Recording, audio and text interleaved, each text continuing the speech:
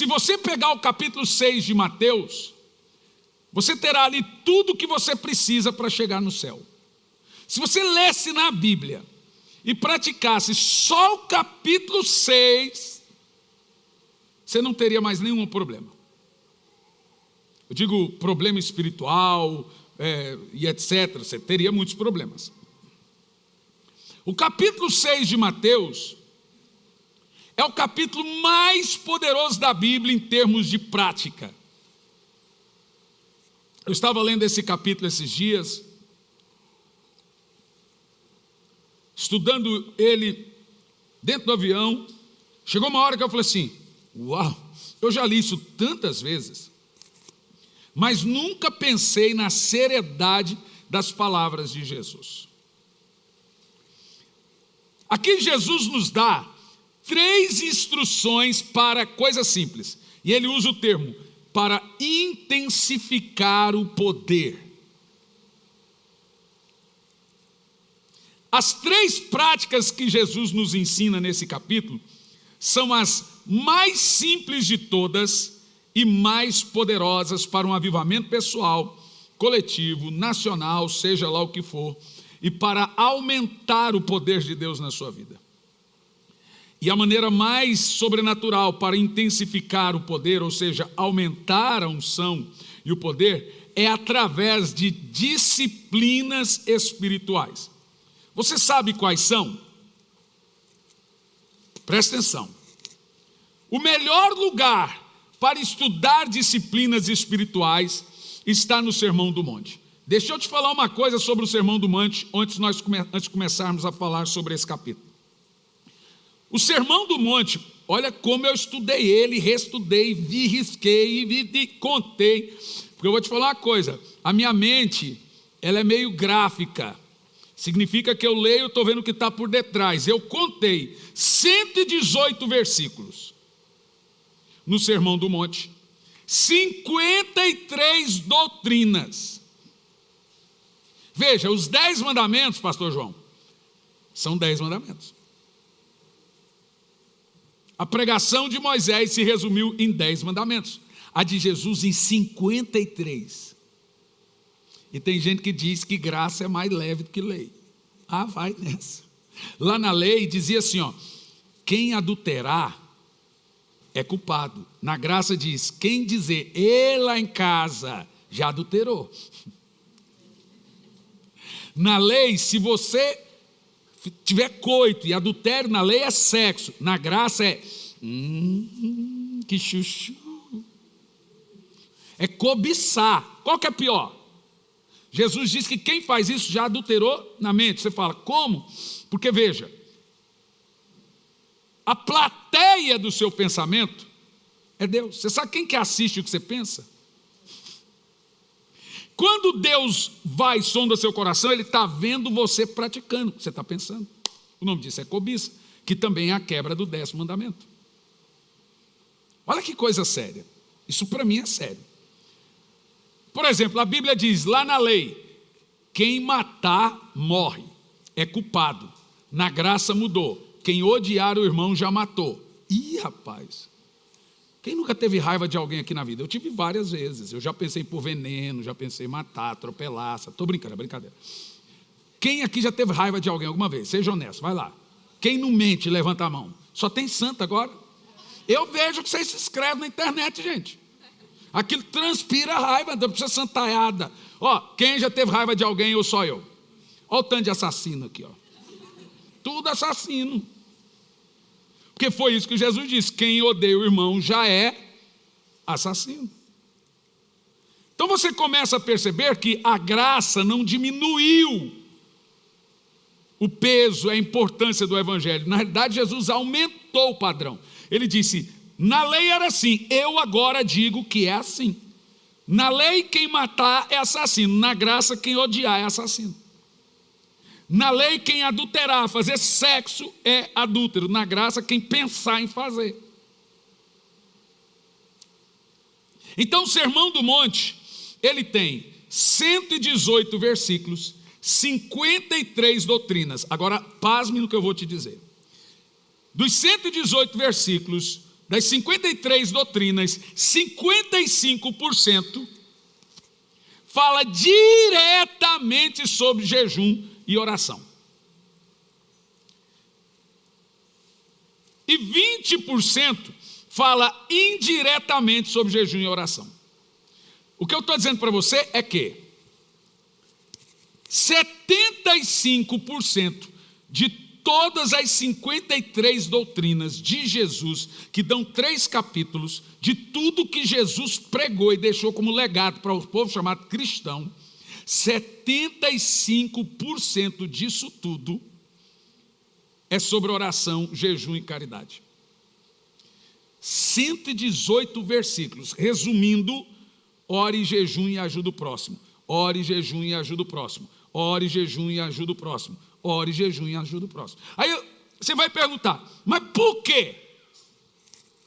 Você vai entender hoje que o grande segredo sobrenatural do reavivamento, da intensificação de poder, esses 3 pequenos pilares. Concluímos que 75% de todo o Sermão do Monte, que são as doutrinas de Jesus, foi ensinamentos prioritários sobre oração, jejum e ajuda aos necessitados. Os outros 25% são sobre assuntos diversos: divórcio, perdão e etc. E um monte de... Mas, gente, a maioria absoluta é sobre essas 3 práticas. Vamos ver uma coisa interessante? Mateus capítulo 6, verso 2, depois Mateus capítulo 6, verso 6, depois Mateus capítulo 6, verso 16. Deixa na Ferreira de Almeida mesmo, por causa dos termos. Não tem nada problema no termo donativo, mas culturalmente no Brasil, a palavra donativo tem uma conotação, a palavra esmola tem outra. O peso da palavra. Mas quer ver, ó? Quando, pois, deres esmola. Para nós tem um outro peso. Tem ou não tem? Observa, começa assim, ó. Quando, pois, deres esmola. Já começa assim. Verso 6. Quando, pois, orares. Verso 16. Quando, pois, jejuares. Que coisa fantástica. Olha que interessante, que Jesus pega 2 assuntos amplamente espirituais, e ele não diz se você orar, se você jejuar, ou se você ajudar o pobre, fazer caridade. Não é tipo, você tem uma escolha de fazer ou não. Ele diz quando. Em outras palavras, Jesus está dizendo: eu espero, conto e digo para fazê-lo. A ideia de Jesus não é dizer que você tem que fazer, é ensinar você a fazer porque você tem que fazer. E agora Jesus vai dedicar todo o capítulo, todo o Sermão do Monte, a te ensinar essas 3 coisas, 75%. Quando deres esmola, faça assim, assim, assim, não faça assim, assim. Quando for ajudar o próximo, faça assim, assim, assim, não faça assim. Quando for jejuar, faça assim, assim, assim, assim, não faça assim, assim, assim. Quando for orar, faça assim, assim, assim, não faça assim. Pronto, se resumiu. Sério, Jesus se fez carne. É o verbo de Deus se fez carne. Veio à terra para ensinar o evangelho. E sabe o que ele ensinou? Jejum, oração e caridade. Jejum, oração e caridade. Mas não basta você saber, tá bom, pastor, já entendemos, mas por quê? Por que que ele se dedicou e pegou esses 3 pilares e colocou dentro desses 3 pilares a chave principal de um reavivamento? Porque é simples. Muito simples. Olhe bem, por que é simples esses 3 ensinamentos? Jejum trata do quê? Oração trata do quê? E caridade trata do quê? Gente, se você não tratar o Adão que está dentro de você, você não vai ser salvo. Você não vai chegar até Deus. Tem uma coisa dentro de você chamada Adão. Esse cara é o Croix. Eu tenho um Adão dentro de mim? Tem, se chama DNA. Se chama carne. E esse Adão é o que te impede de chegar até Deus.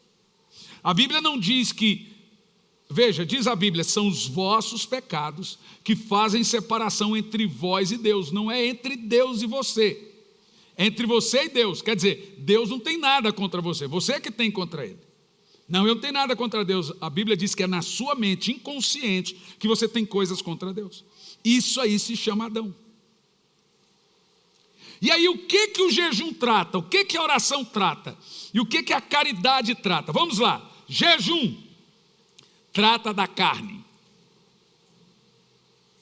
Oração trata da alma. Caridade trata do orgulho. Pronto, se você tratar carne, alma e orgulho, o resto a gente leva. Entendeu ou não? O que é carne, gente? É toda a minha natureza diabólica, que o apóstolo Paulo chamou em Gálatas capítulo 5, e os frutos da carne são gritaria, bebedeira, palavrões, etc., e ira, e revolta, e pornografia, e vícios, tudo isso é carne. E tem uma lista gigante. Essas coisas não são vencidas só porque você não gosta de fazer. E o jejum foi feito para irritar essa carne. Deus não gosta da carne. Quando Adão pecou, Deus disse: o homem agora é carne. Quem gosta da carne é outro homem e o diabo. Inclusive a Bíblia diz que o espírito é inimigo é inimigo mesmo. Então Deus criou uma coisa para irritar a carne, para deixar a carne irritada, para fazer ela se prostrar, para fazer ela se curvar, para fazer ela voltar-se para Deus. E a conversão da carne não se dará agora, ela vai se converter, mas ninguém aqui tem carne convertida. Hormônio não se converte. Inclusive eu acho que os meus às vezes é até endemoniado. Gente, não tem conversão de hormônio.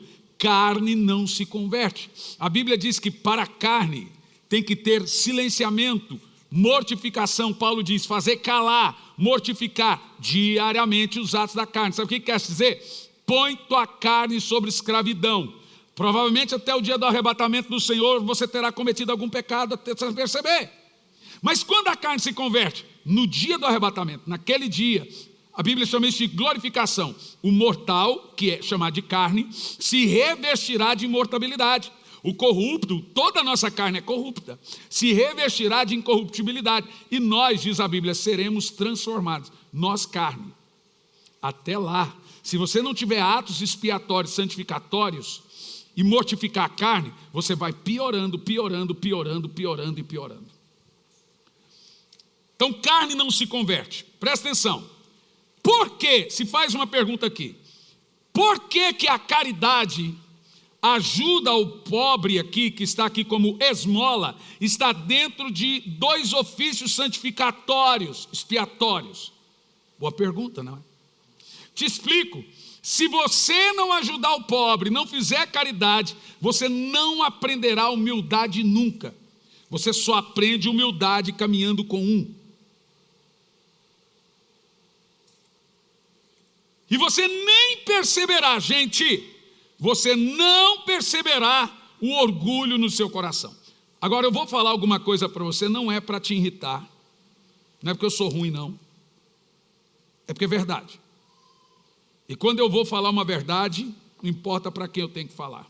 Você sabe que caráter não é uma coisa que as pessoas gostam quando veem, mas é uma coisa que a longo prazo elas admiram. As pessoas não gostam de gente verdadeira, mas respeita.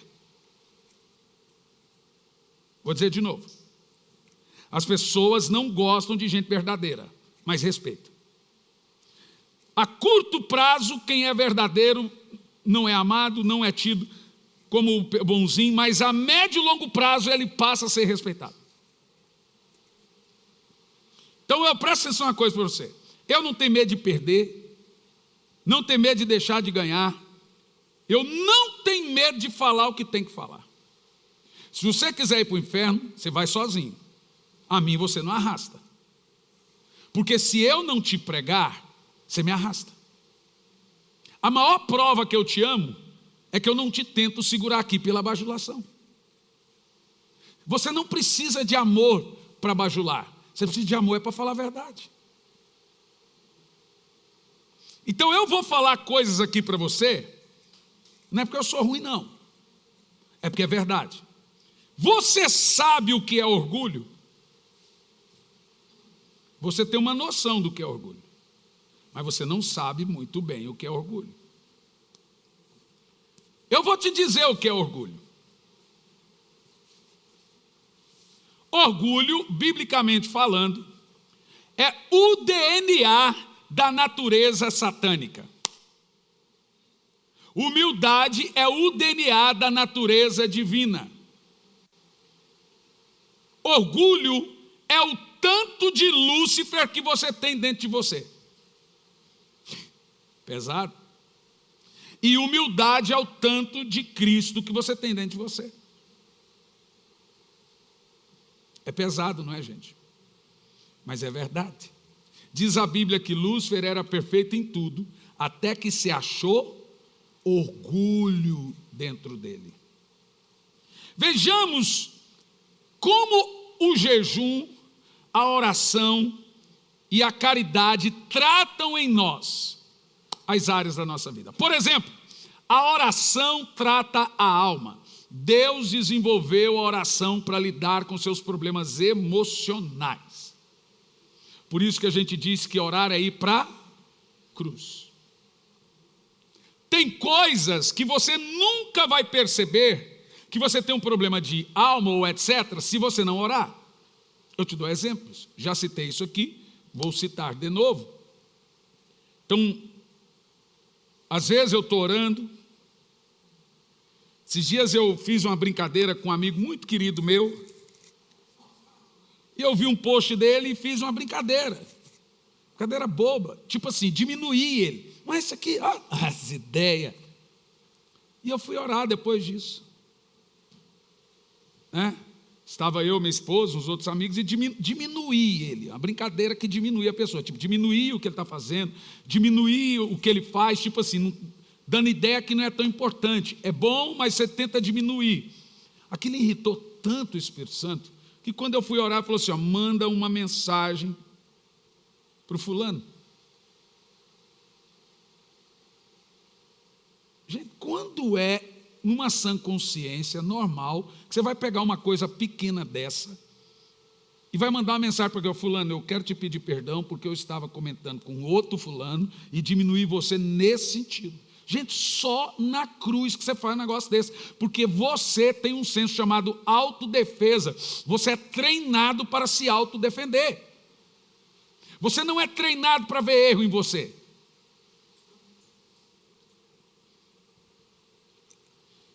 Estava num culto, não tem muito tempo.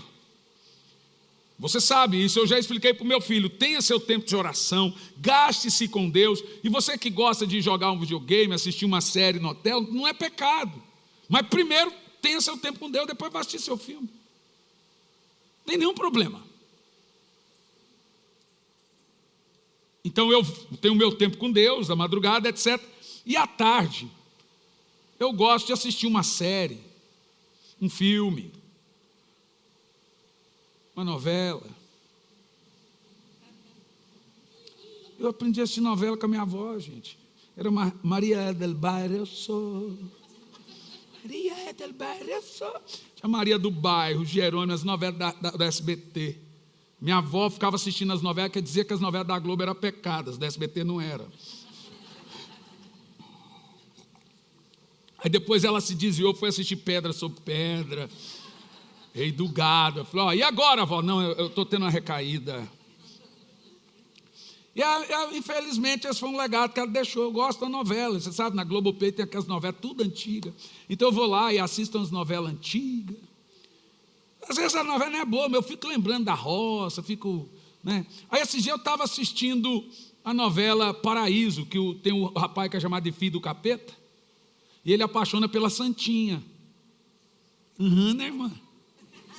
A mãe falou assim, você sabe, né? E aí, gente, a novela é muito boa. Mas aí, de repente, eu estou assistindo a novela toda, está o camarada chamando, e é o filho do capeta. E aí a Cássia, como é que chama? A Cássia Kiss. A Cássia Kiss, muito boa, ela passa a novela, é a mãe da Santinha. Esse é o filho do capeta, filho do diabo. E a novela toda fica, filho do capeta, filho do capeta, filho do capeta. Chegou uma hora que o Espírito Santo falou assim, isso é um culto, é? Eu falei, como é que é? É um culto? O dia todo, filho do capeta, filho do capeta, filho do capeta. Gente, eu fiquei numa vergonha, não assisti mais. Aí, esses dias eu estava à tarde, aí ali nesses streaming de série, assistindo uma série boba. A série se chama The Walking Dead, olha o nome da série, Andando com os Mortos. Assisti 5 episódios, cada episódio 40 minutos. E fui para o culto. Gente, eu já tinha orado, meu tempo, fui para o culto. Quando eu cheguei no culto, foi seco, pensa, não desceu nada. Aí eu fiquei revoltado. Falei, Senhor, o que eu te fiz? Sabe, Deus agiu tudo, ninguém percebeu, mas eu sei. Ele falou assim, você passa a tarde toda com um camarada.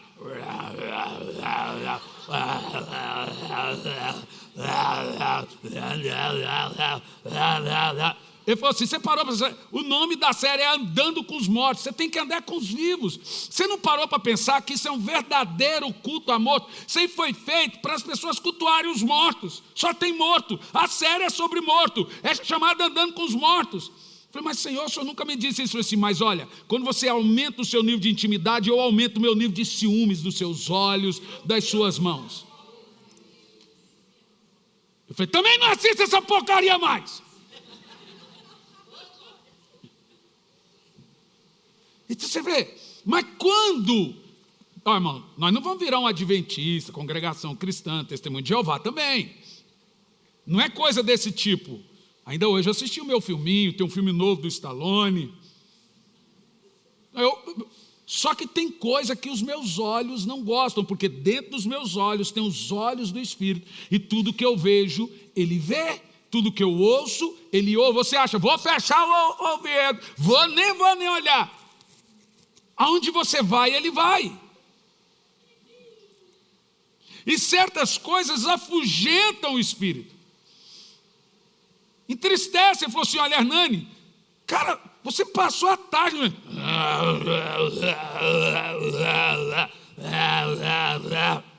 Cara, isso me irritou. Eu falei, o senhor se irritou? Me irritou. Eu falei, tá bom, não assisto mais essa droga também. Então você tem que entender essa sensibilidade. Não é isso é pecado, isso não é. Irmão, você tem que ter comunhão com o Espírito. E Ele testifica com o seu Espírito. Não é ninguém dizendo. Pode ser que você fique assistindo nada, não sentiu nada. Bom, aí é o seu nível de intimidade que vai determinar seu relacionamento. Namorada faz uma cobrança. Noiva faz outra. Esposa, aí pronto, acabou sua vida.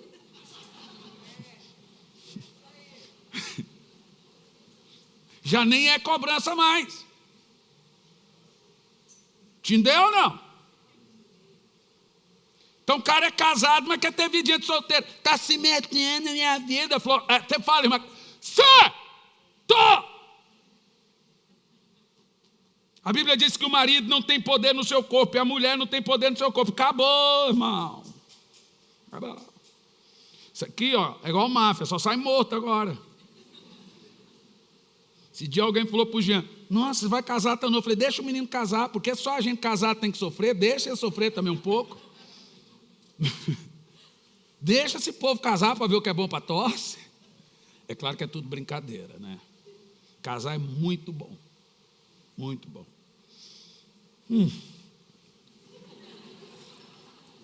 Isso aí foi maldade, tá? Eu estou suspirando de cansaço. Agora veja. A oração, ela foi feita para lidar com questões da alma.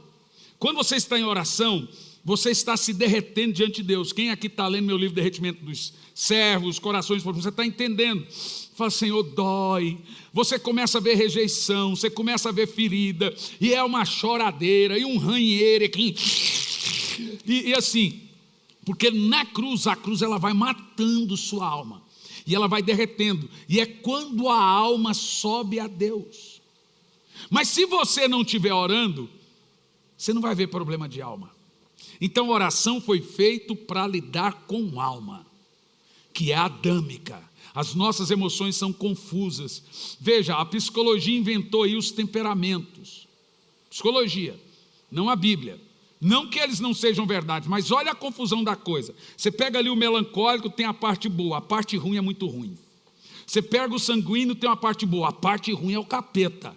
Você pega o colérico, tem uma parte boa, a parte ruim é o Satanás. Você pega o fleumático, tem uma parte boa, a parte ruim ele nem existe, está ali, você não sabe se o fleumático está ali. Mas o que o Espírito Santo faz? Quando ele governa o seu espírito, ele pega toda a parte boa de tudo e põe num só temperamento, o de Cristo. Romanos 8:26 diz, para que você se torne imagem e semelhança de Jesus. Então veja, o sanguíneo vai ter a parte boa do melancólico, que vai ter a parte boa do fleumático, vai ser silencioso, igual um fleumático na hora certa, ele vai saber ser paciencioso, ele vai saber ouvir, porque sanguíneo não sabe ouvir, ele vai saber chorar quando tem que chorar, ele vai saber sentir dor. Quem consegue fazer isso? Quem te disse que você tem que ter? Não, eu sou assim. Não é! Você é guiado pelo Espírito. Então quem não sabe ouvir tem que aprender a ouvir. Quem é temperamental não pode se esconder por detrás do temperamento. Desculpa, eu sou assim. Não é. Isso é coisa de Adão dentro de você. E você vai aprendendo a ser paciente, mesmo não tendo um temperamento de um.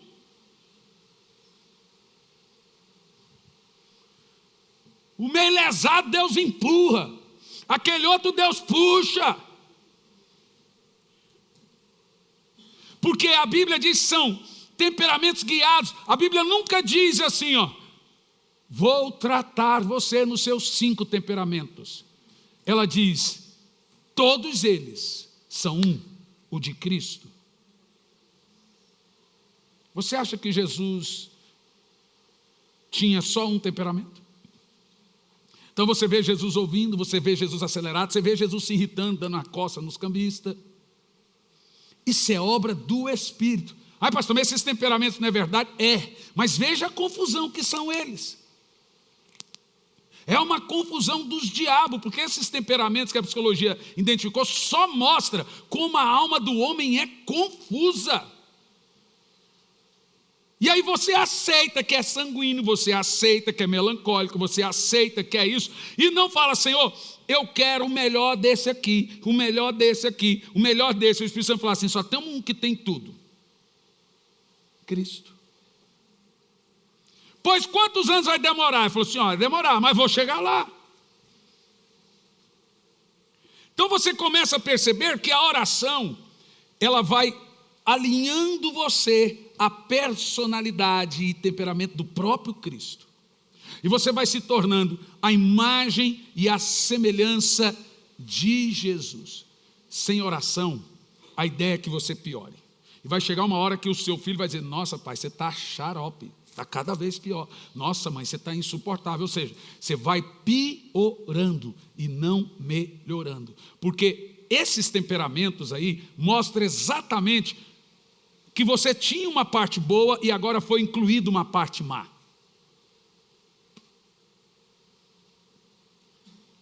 Então a oração trata a alma. Agora, como o jejum trata a carne? Essa é a parte que a gente não vai ouvir muito, aleluia, glória a Deus, mata, terra, Jeová, não. Não é uma parte que as pessoas gostem de ouvir. Mas como o jejum trata a carne? Presta atenção, o jejum não muda a Deus.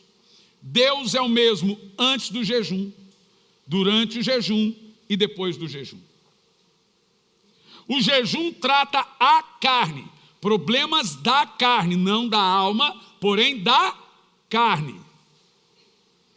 Jejum foi feito para lidar com a natureza de Adão na carne, impulsos, desejos e vontades.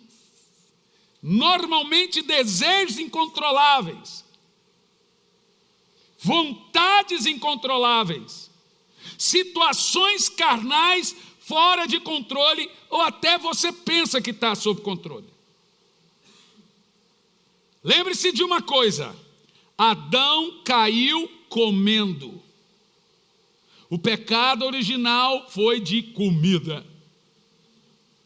Deus mandou Adão jejuar e ele quebrou o jejum. Adão, não coma. O que ele fez? Comeu. Olha que coisa interessante. Quando Adão caiu, ele não conseguiu, eu estou falando nele, mas é Eva, porque a gente põe culpa na cobertura, no marido. Os dois, né? Mas quando eles caíram, eles não venceram o impulso.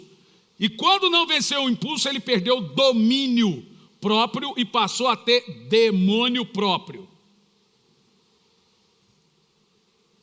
Olha que interessante.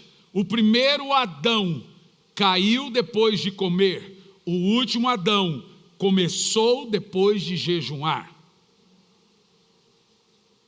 Por que Jesus começou o seu ministério com jejum?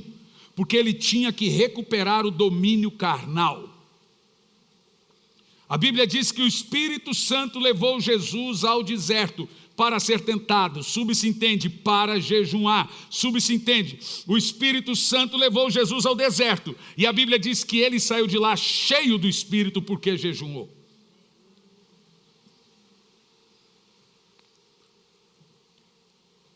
Notem que Adão comendo foi o fim para ele. Jesus jejuando foi o começo para ele.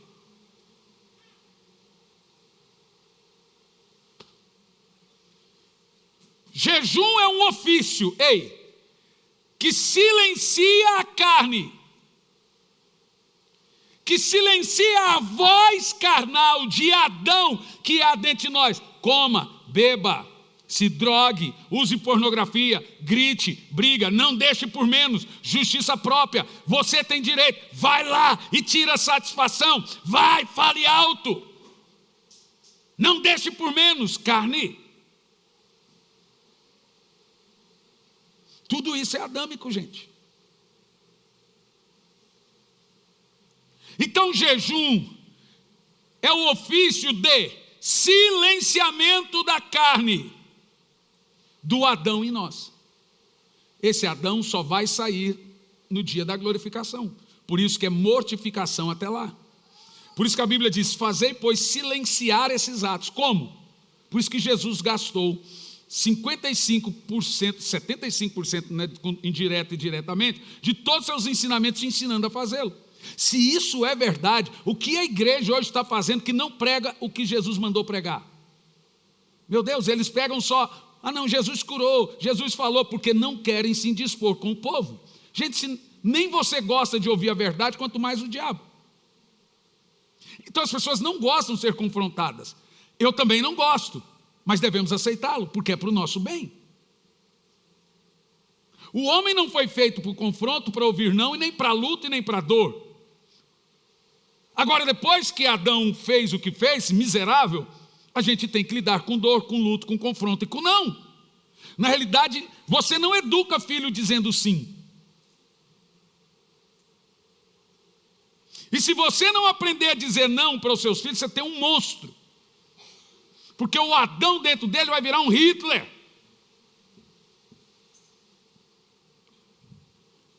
A palavra é: não tem limites. O jejum, gente, presta atenção. Olha o que eu vou te dizer. O jejum é a única e principal arma de Deus contra desejo fora de controle. Contra iras, vícios, problemas carnais, problemas de tudo que é problema carnal que você pode pôr aí. Gritarias, briga na casa, e um fala mais alto que o outro. Se você não está conseguindo vencer esse tipo de coisa, você precisa jejuar. Porque só se vence carne jejuando. Por isso que jejum trata com orgulho e justiça própria. Na realidade, justiça própria é a ativação visível do orgulho que é invisível. Justiça própria é o orgulho em prática. Mas vamos lá. O caminho para intensificar o poder, O caminho para o sobrenatural através do jejum. Qual é o segredo? O caminho para todo reavivamento é humilhando-se. Vamos começar por Salmo 19, verso 12 e 14, começa com uma pergunta: quem pode ver seus erros? Olha bem para mim, ninguém pode ver erro em si. Olha o que diz o texto: quem pode entender seus erros? Ninguém.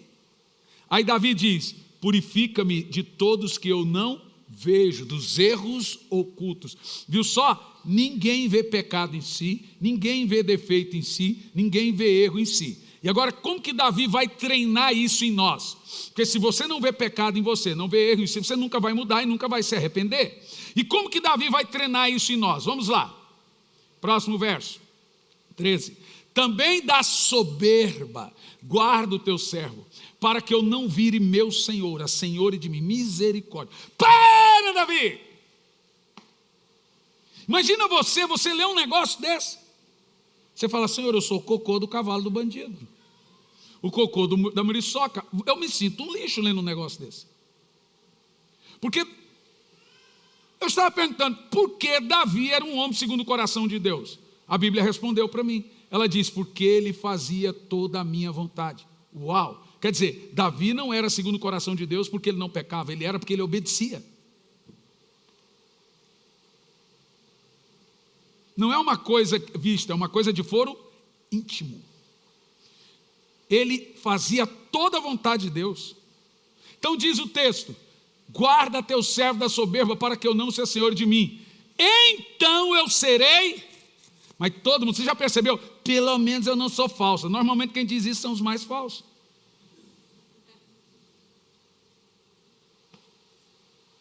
Pelo menos eu falo o que tem que falar, que não é justificativa.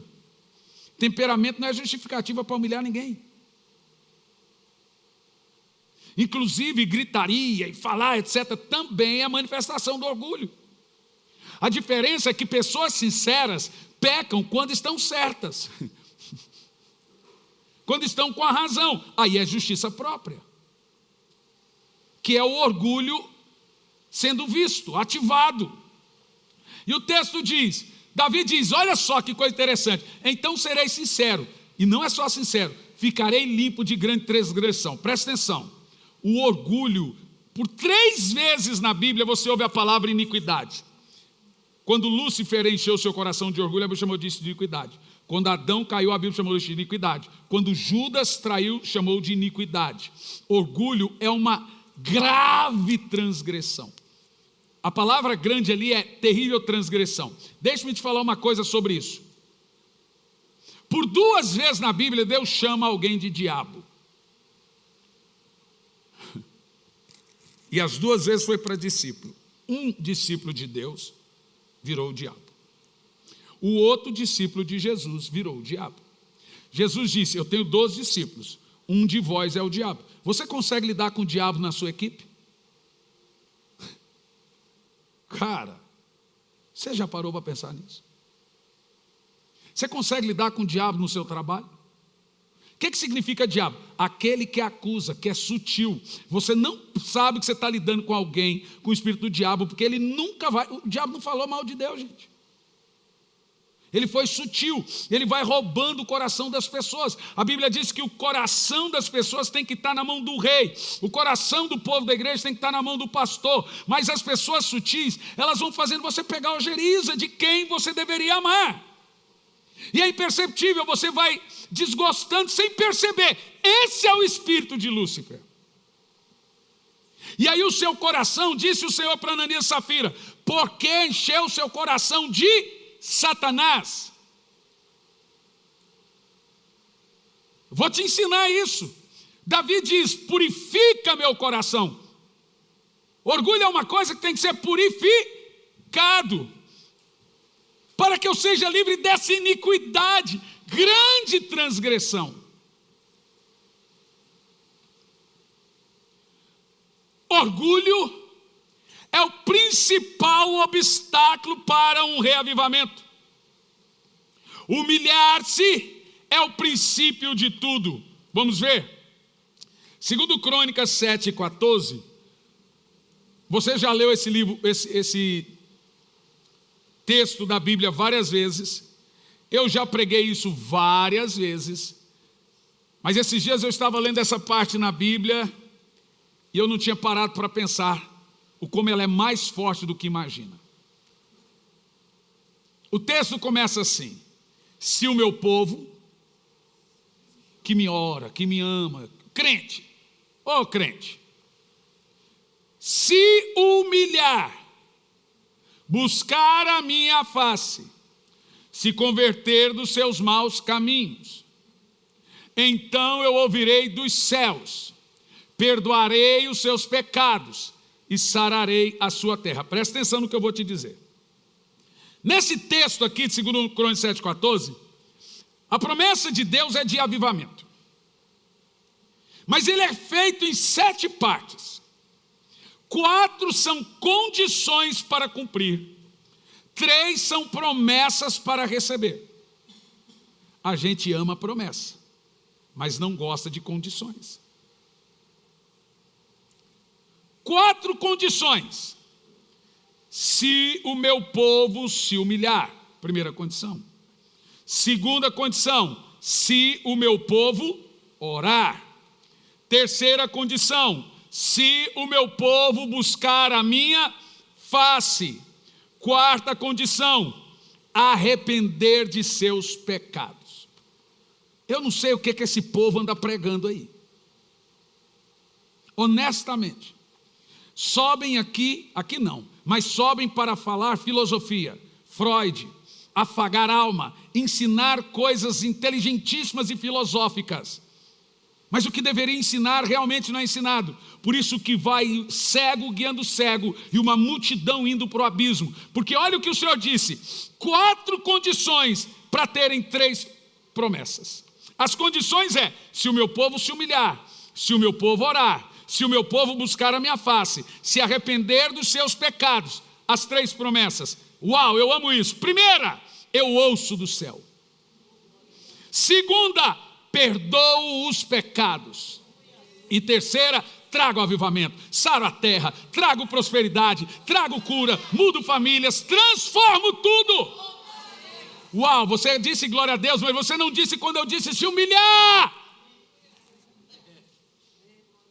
Você não disse uau, Senhor, quando eu disse orar.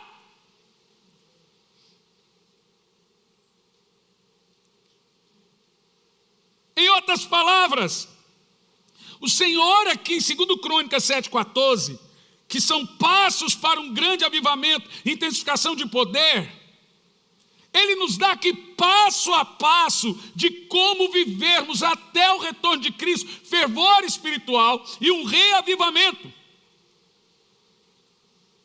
Mas então, por que não temos essas 3 promessas? Não somos ouvidos pelo Senhor.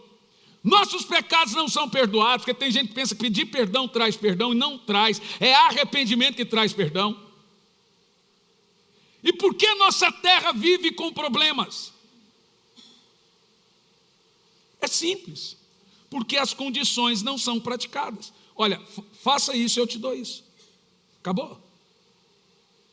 São 4 condições, 3 bênçãos. E baita bênçãos. Uau! Em Joel, quando fala de sarar a terra, ele usa o termo: vou encher seus lagares, não terá mais miséria, vai transbordar os celeiros, vou encher de trigo, vou encher disso. Ele está falando de prosperidade de tudo. Isaías diz que o deserto vai florescer, que a terra seca vai ter frutos, vai virar um pomar. É isso que ele está falando. Nós percebemos que para termos as promessas, antes temos as condições, e as condições começam, gente do céu, as condições começam com uma palavra. Qual é a primeira condição? Vamos lá? Se humilhar. Se humilhar, se fosse tão fácil, não seria uma condição.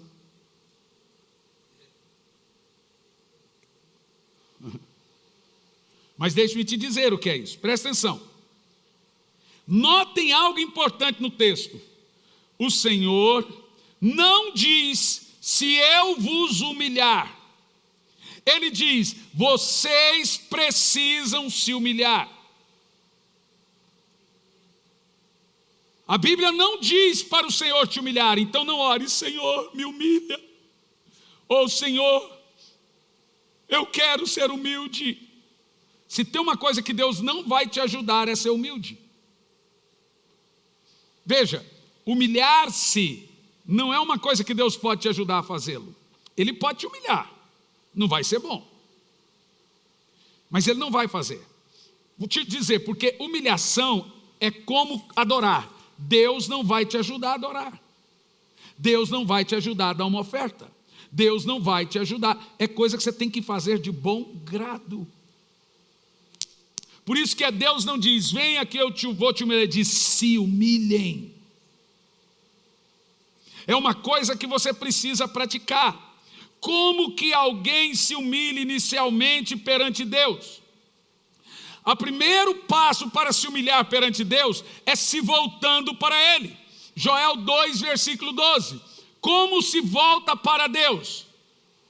Ainda assim, agora mesmo, diz o Senhor, voltem-se para mim de todo o vosso coração. E isso Então, toda vez que você lê na Bíblia os termos, humilhai-vos, no Velho Testamento é o termo para com jejum. Você só se humilha com jejum. Te explico. O jejum é o lamento da carne humilhada. É jogar ela no fogo no altar de bronze. É irritar ela, alegrando o espírito. Por isso que não haverá humilhação que não passe pelo jejum. Basicamente, a condição em que Deus está dizendo é, se o meu povo que me ama, a primeira condição para que eu os ouça é jejuem. O seu jejum não é para Deus te ouvir, é para sua carne não impedir quando Ele falar, ela não vai deixar. Deus fala toda hora, todo momento, mas a sua alma e carne não deixa, não ouve. Por que o reavivamento é algo tão difícil? Porque o povo de Deus não cumpre a primeira condição. São 4 condições para 3 promessas de reavivamento. E se você não cumprir as 4 condições juntas, e a primeira é, se humilhem. Quem se humilha, ora. Quem ora, busca a face de Deus. Quem busca a face de Deus, se arrepende. Quem se humilha, ora, busca a face de Deus, se arrepende, ele tem todas as promessas. Deus ouve dos céus. E por que Deus ouve do céu? Porque Ele resiste ao soberbo. A oração do soberbo não é atendida. Orgulho, senhoras e senhores, é o pecado original. O primeiro pecado não ocorreu na terra, sim no céu.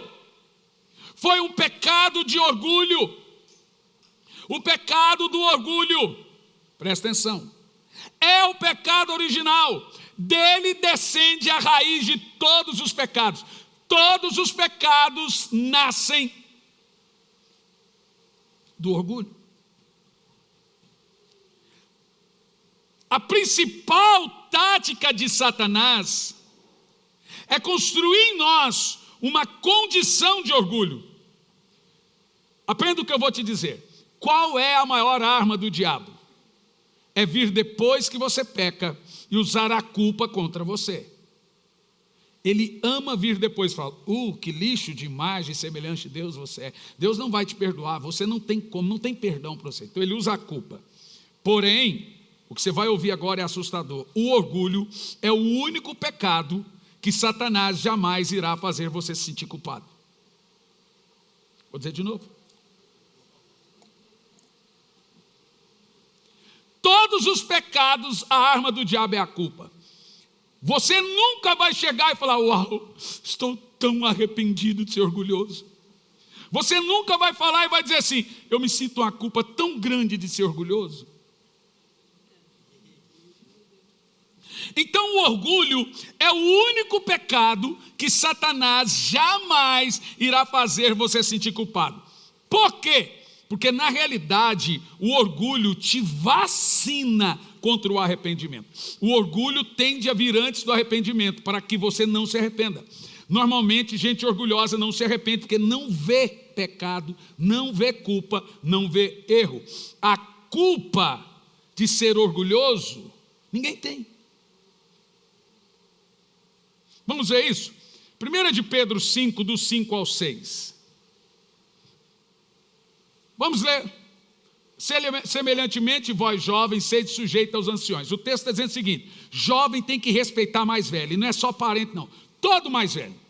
Antigamente era assim, mas hoje jovem está no ônibus, não respeita. Mas se você não respeitar, você está desobedecendo Deus. Pronto, pulou o texto. Agora diz assim, ó, e sede sujeitos uns aos outros. A palavra é sirvam uns aos outros. Agora, olha o que diz o texto: revesti-vos de toda humildade. Olha o que Pedro está dizendo: a única maneira de você praticar humildade é se sujeitando ao próximo.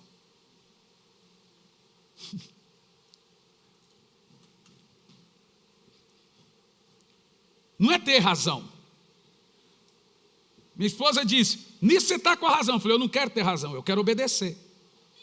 Você acha que eu fico maravilhoso? Não, a minha vontade é voar. Mas você se humilha. E se humilhar é ato contínuo. É uma oferta da carne. Você se humilha na marra. Presta atenção. Me perdoa. A vontade é voar. Mas você se humilha. Porque humilhar-vos é aprender. Dia após dia. Vai lá, se humilhe.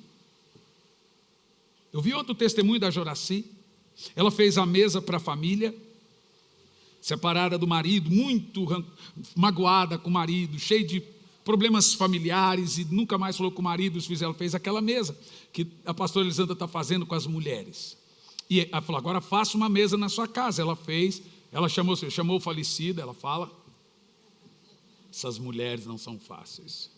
E ela falou assim: olha, eu quero pedir perdão para você e quero que você me perdoe, quero dizer que a partir de hoje você está livre. Aí já começou a chorar. Filhos que não falavam com o pai, foi lá pedir perdão. Um chorou para o outro, chorou, todo mundo ficou livre. Ela falou: pastor, eu estou tão feliz. Ela estava triste, andava assim, agora está andando assim. Veja, se humilhar treina a carne. No primeiro dia entala, no primeiro dia, né? Sabe, eu estava pregando numa igreja, uma das mais ricas e lindas do Brasil.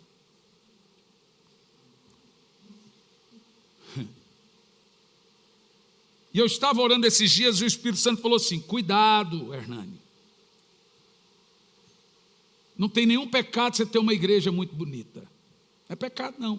O dinheiro é do povo, o dinheiro é de Deus, você tem que melhorar as condições que é deles. As cadeiras, Deus não senta nessa cadeira.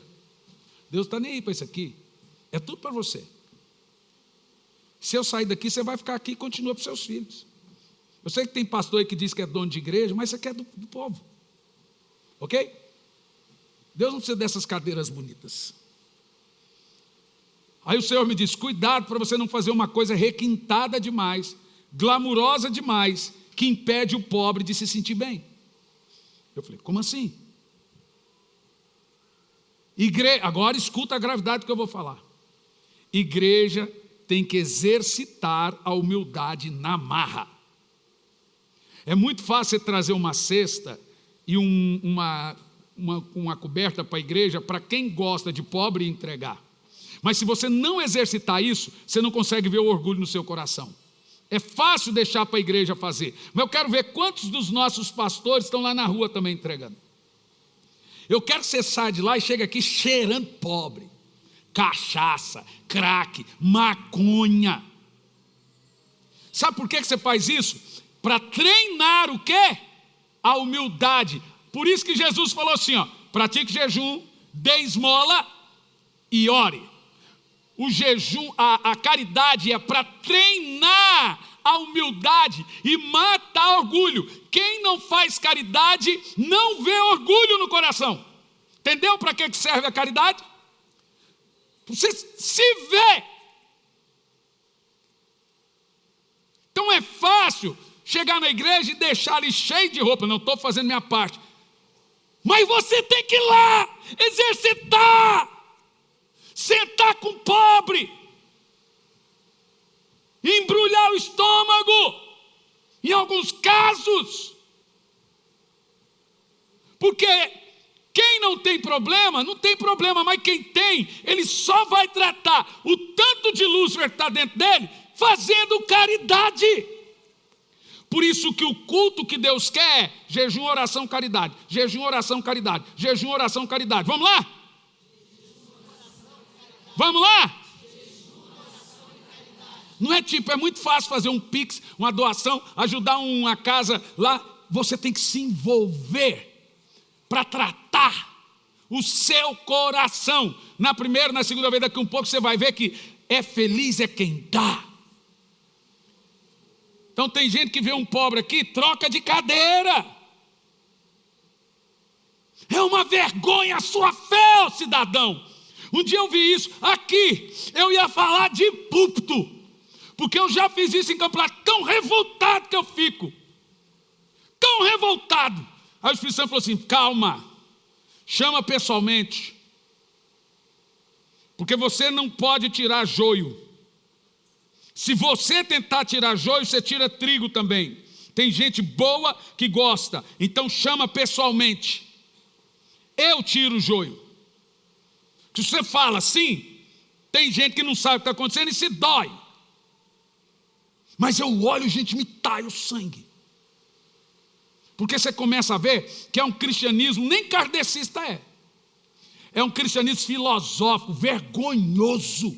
Uma vergonha. Os crentes que não gostam de pobre. Então você começa a ver aí na internet, gente, a igreja virou coisa de rico de novo. Aí você fala, olha quem está falando, olha a igreja desse pastor, olha aquele ilustre. Pois nós vamos ter que praticar. Eu disse para aquele pastor, que igreja maravilhosa. Pastor, aqui a gente distribui mais de 100 e tantas famílias com cesta. Falei, tudo isso é importante, mas posso te dar? Falou assim, me dá um conselho para a gente melhorar. Eu falei, quem sou eu? Sou um farrapo de gente, mas se o senhor me pergunta, eu falo. Faça o seu povo se envolver. Não, a gente tem o Ministério da Ação Social. Eu falei assim, não, é fácil ter. Faça o juiz se envolver, o advogado se envolver, senão o coração deles entra o diabo. Então o que aconteceu com Ananias e Safira? Encheu o seu coração do diabo com dinheiro. E não percebe. Gente, presta atenção. Orgulho é pior que câncer. Nem com diagnóstico você sabe. Orgulho não é treinado para ver orgulho. E é o maior de todos os pecados. É o tanto de Lúcifer que tem dentro de nós. Não tem um ser humano na terra que não tem orgulho. O problema é que tem uns que sabem que tem e tratam, se forçam. Pastor César Castelhano perguntou, Hernani, você se acha orgulhoso? Eu falei, sim. Ele falou, olha, eu não te acho orgulhoso. Eu falei, é porque eu não me acho orgulhoso. É porque eu me acho orgulhoso que o senhor não me acha orgulhoso. Ele falou, olha, veja bem, pastor, eu penso que eu não sou orgulhoso toda vez. Mas eu tenho ataques de orgulho. E eu pensava realmente que eu não era orgulhoso, porque eu tenho um coração bom, eu ajudo todo mundo, eu peço perdão para todo mundo. Mas quando o Senhor me mostrou que temperamento também é orgulho, que falar alto com a razão, que também é orgulho, aí eu falei, uau, eu sou orgulhoso. Até uma pessoa introvertida, não gosta de falar, de dar minha opinião. Até uma pessoa que não gosta de se misturar, que tem medo do que vão pensar dela, é orgulho. Pelo menos eu não me meto, é orgulho. Isso é egocentrismo, é a pessoa centrada nela. É orgulho. O apóstolo Pedro, vamos ler o texto, olha o que ele diz. Semelhante vós jovens, sujeitai aos anciões e sede sujeitos uns aos outros, revestidos de toda humildade, porque Deus resiste ao soberbo, mas dá graça aos humildes. A palavra resiste ali é Deus falando assim, ó, não se aproxime, fique longe de mim. Você até é doido, gente, ouvir isso de Deus. Imagina Deus fala, fique longe, não fale comigo. É pesado ou não é? Então o que a gente tem que fazer? Olha o verso 6. Humilhai-vos debaixo da potente mão de Deus, para que a seu tempo Ele te exalte. Qual é o segredo então?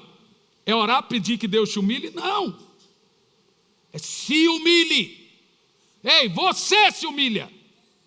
Não espera Deus te humilhar. Você tem que se humilhar. Engasga. Você quer saber que você está com o coração cheio do diabo? Eu não conheço você, não sei das suas necessidades, você está odiando o que eu estou pregando. Só pode ser o diabo. Porque eu estou pregando contra ele, você está gostando do que ele gosta e não está gostando do que Deus gosta. Então vou te dar a dica. Nem tudo que prega, que detona comigo eu gosto, mas eu vou ouvir.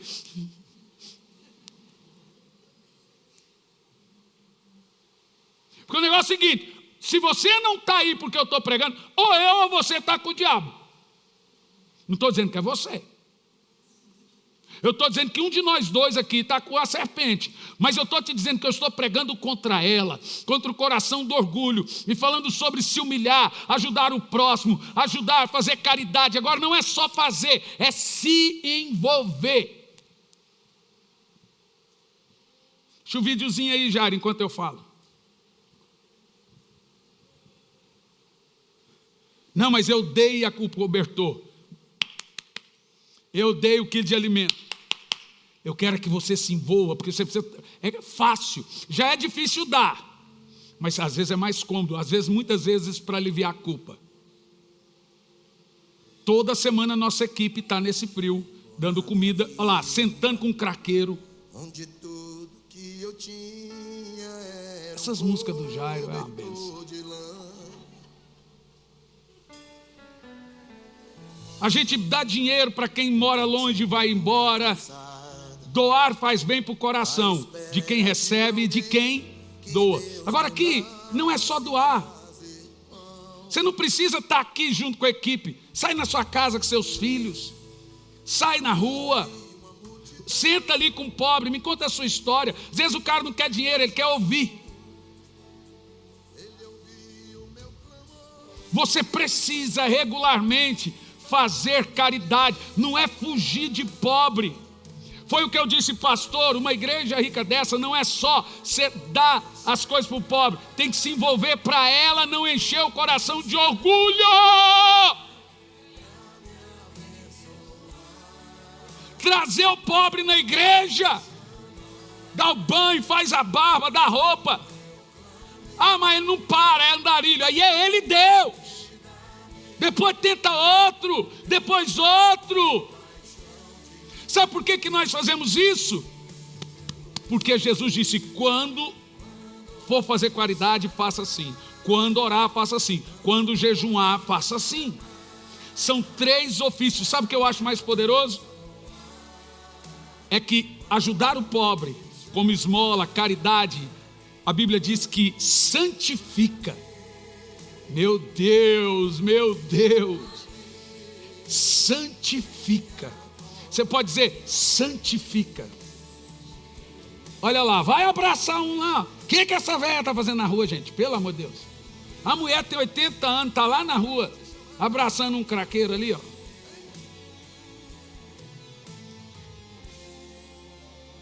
Mas você pode contar, tem 5 ali. Você não tem tempo de ir? Faça você. Vai almoçar, pega a cubiquinha, deixa ali no carro, vai ter um venezuelano, um haitiano, um brasileiro no sinal, estou com a fome, não abaixa a metade do vidro não, desce ali, vai lá, ó, toma aqui, ó. O que eu estou falando é você se envolver. Por que você vai fazer isso? Porque você treina o seu coração. Pode tirar, Jair, por favor.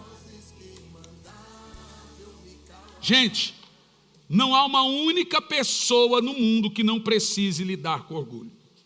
Uns aprenderam a se humilhar, outros ainda não. Por isso que estão sendo abatidos pelo Senhor. O único remédio é humilhar-se a si próprio. Eu vou ler aqui o último texto e vou continuar a mensagem depois. Provérbios 16 e 18. não tem como saber se é orgulhoso ou humilde sem expressões exteriores. Presta atenção. Você não tem como saber se você é humilde sem você expressar. Não tem como saber se você é orgulho até ele ser ferido. Porque orgulho já é vacina contra orgulho. Então, para saber que é orgulhoso, tem que ser corrigido, tem que ser tratado, tem que ser ferido.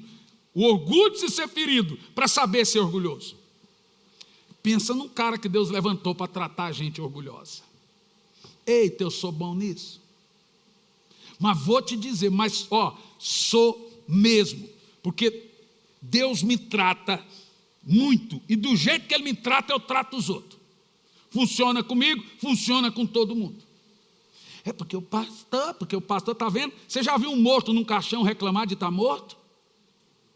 Olha, não estou gostando, esse velório está chato. Essa roupa.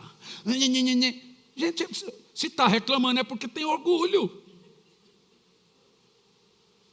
Só que sabe o que eu quero? Eu quero definitivamente que Deus sare sua casa e sua terra. Eu quero. Quem quer? Quem quer um avivamento? Então ele começa por se humilhar. Olha esse texto. A soberba precede a ruína. A altivez do espírito precede a queda. Todo mundo diz que orgulho precede a queda. Não foi isso que você leu, não.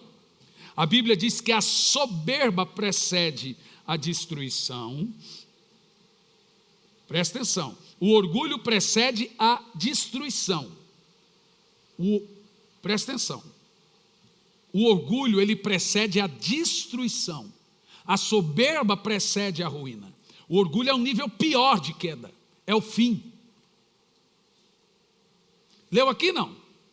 O texto não diz aqui diz a soberba precede a ruína, mas a altivez de espírito precede a queda. Então uma pessoa altiva, ela vai caindo, mas o orgulho vai ser destruído.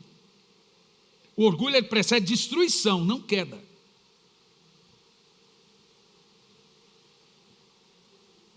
Três coisas nós vamos fazer.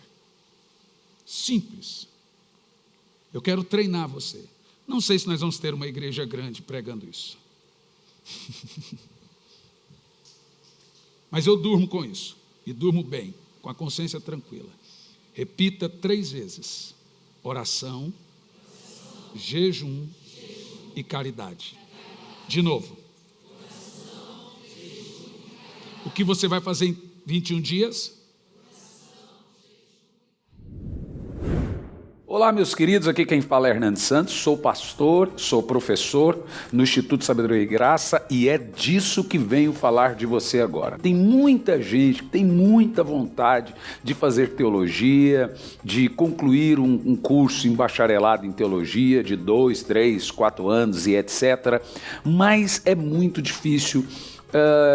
Ainda mais se tratando que você tem que ir lá no curso, disponibilidade de horário e vem as questões de valores. Eu fiz um levantamento por alto dos valores mensais de um curso livre de teologia. Fica na média aí de 500, 600, 700, 800 reais por mês que você paga durante todo o curso. O que nós fizemos? Disponibilizamos uma maneira de você fazer um curso. Eu dou essas aulas no sistema EAD, o curso está todo ele pronto, são 2 anos de disciplina, ou seja, você faz 1 ano e depois tem que fazer uma rematrícula para o próximo ano, no caso 2 anos de disciplina, com conteúdo de bacharel em teologia. Olha o valor que você paga anual no curso, são 2 anos, R$460. Eu já vi gente terminar o curso em 3 meses, 4 meses, etc. Aí você abre a matrícula para o 2º ano do curso. São 2 anos com conteúdo de bacharel em teologia. É R$460 ano, entendeu? Por ano. Gente, R$460 não equipara a parcela mensal de um curso comum livre em teologia. Um curso comum livre em teologia, a média é de 500 para mais por mês. Então você vai fazer R$460 o curso e eu estou dando a aula para você com conteúdo de bacharel em teologia com o sistema EAD. O que é sistema EAD? A gente tira tudo aquilo que é pormenores e vai direto ao ponto. Então tem aula de 1 hora, tem aula de meia hora, tem aula de 15 minutos, tem aula de 20 minutos. Ou seja, tem todas as aulas da teologia sistemática e o certificado chega na sua casa se formando no Instituto Sabedoria e Graca. O que você pode fazer agora? Você vai entrar no site sabedoriaigraca.com, sabedoriaigraca.com, e você vai se inscrever no curso, passa o seu cartão. Tem bandeira de cartão que faz até em 12 vezes, tem bandeira de cartão que faz em 10, depende muito da sua bandeira. E aí você vai participar e fazer o curso conosco, sabedoriaigraca.com, curso de teologia, curso livre de teologia, com conteúdo de bacharelado em teologia. Espero você como meu aluno no Instituto Sabedoria e Graça. Entra no site sabedoriaigraca.com. Que Deus te abençoe.